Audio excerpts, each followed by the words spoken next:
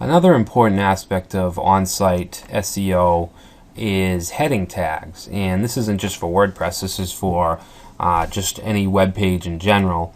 You should make good use of heading tags. If you don't know HTML, there's 6 different tags we can use for a heading, and that's H1 through H6. H1 being the biggest, H6 being the smallest.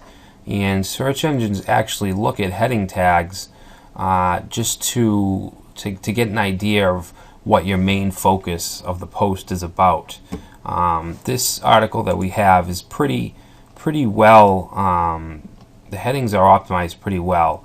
We have the H1 heading, which is the post name, and a lot of times you'll do the H1 tag, which will match the page title or come pretty close, because these two things will let Google or other search engines indicate what the post is actually about.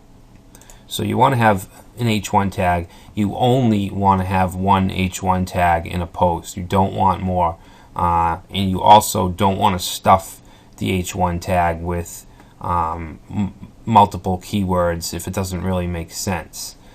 This heading makes sense. It has the home office organization and then tips to cut the clutter, and these are just clever ways to implement keywords in the heading without being stuffed or repeating the keywords. And then under that we have what our H2 tag, I think they're H2, let me just check real quick what these are. Okay, so these are H4 tags. I would suggest using, you can see there's a lot of these. If it's a top level heading, I'd suggest using an H2 or an H3 tag. And then if you need to have subheadings underneath, then use the H4, H5, and H6. So let's go ahead and go into that post in the back end. And let's see. I'm going to use the text view so we can see the headings, and you can see we have H4. I'm going to change these. I'm going to change these to H3s. So we'll search for all the H4s.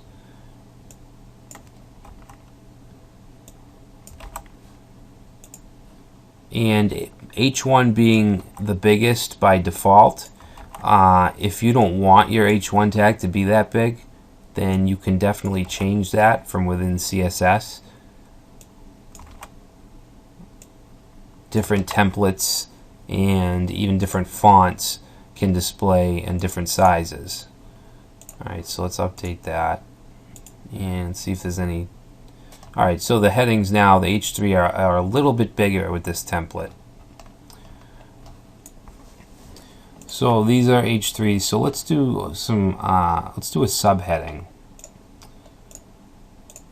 So let's see. So under this inexpensive home office shelving, after the paragraph content, I'm going to put another heading. Let's see. We'll say office shelving types. Okay, so let's make this, since this is an H3, then let's make this say an H5. So I'm going to go to the text and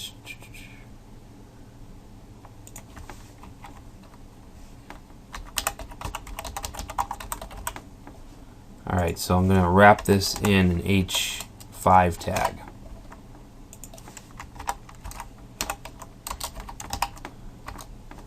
Okay,